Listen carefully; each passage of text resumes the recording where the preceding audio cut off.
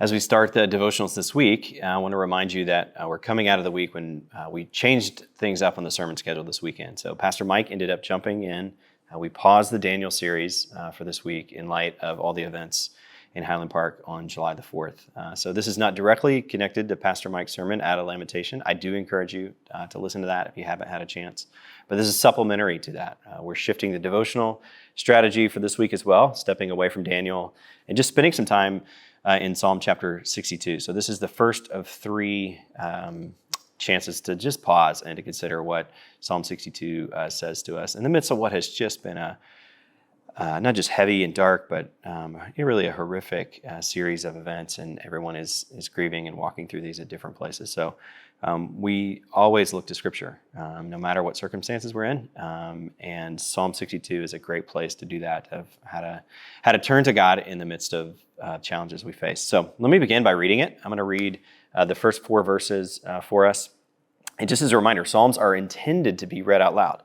So when they were first written, these songs, this songbook of Jesus, as it's called sometimes, they are meant to be heard, and so you will hear some repetition, some parallelism, things like that, where a verse is said, but it's not, they forgot what they said in the first verse and they repeat it again. It's just a different way to emphasize what it is they're trying to get a point across. This is a psalm by David that he is writing, so I'll read the first 4 verses for us to begin. It says this: "I am at rest in God alone." Your translation may say, "My soul finds rest in God alone." The old King James actually says, "My soul waiteth upon the Lord." Verse 2, "He alone is my rock and my salvation, my stronghold," or my fortress. "So I will never be shaken." We could pause right there and do nothing else but spend time thinking about that. And that's going to drive most of our conversation this morning. But I want you to hear what comes after this, because he changes from focusing on God to really looking at the circumstances that David's in, specifically related to his enemies. So he says, "How long will you threaten a man? Will you attack as if he was a leaning wall or a tottering stone fence? They only plan to bring him down from his high position. They take pleasure in lying. They bless with their mouths, but they curse inwardly." And then you may look, if you're looking at your scripture, you'll see this S-E-L-A, Selah, this phrase that it's at least a pause in the passage. Maybe it's musical. There's different arguments for what that is. But the first 4 verses set up the rest of the psalm. And it begins by, "I am at rest in God alone."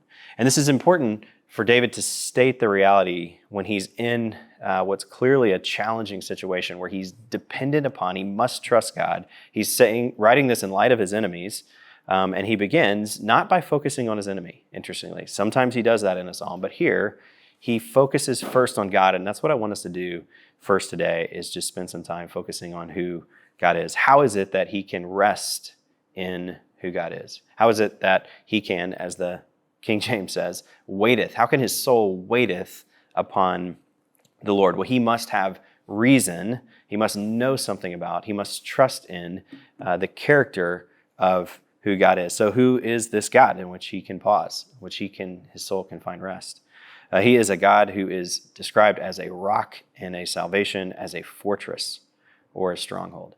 You think about King David was probably 16 years old, we think, when Samuel comes out to his house and anoints him and tells he and his family that he will be the king of Israel one day.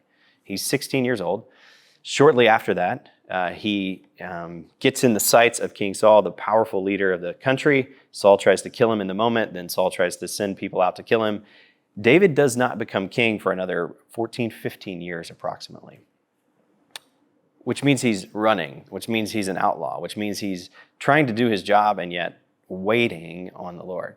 He is trusting in God to fulfill his promises. We don't know exactly when this was written, but certainly David would have been someone who would have waited for an extended period of time to see God show up and to act and to fulfill his promises to him. And he, in light of that, he can say that he alone, that God alone, not other things, but God alone is where he finds his security, his fortress. And he does this in light of his enemies, which we're going to spend time tomorrow talking about that and how it is our enemies find their way into our prayers. But today I want to finish by looking at verses 5 and 6 and 7, because really one of the ways that, as we mentioned earlier, parallelism, one of the ways that the Psalms try to get at the point, the main point is by repeating themselves. So listen to verse 5, 6, and 7, and hear this as a word to your own soul today. David was preaching this not just to be written down, but also you see that he's directing this inwardly toward my soul, as he says. Before at the end, he says, this is for everyone as well. So verse 5, he says, rest in God alone, O my soul, for my hope comes from him. So he's preaching to himself. He alone is my rock and my salvation, my stronghold. I will not be shaken. He's my salvation and glory depend on God. My strong rock, my refuge is in God. And then verse 8, this is to close us this morning. Trust in him at all times. Pour out your hearts before him, for God is our refuge. That's my prayer for you today, that you'd find refuge in God alone.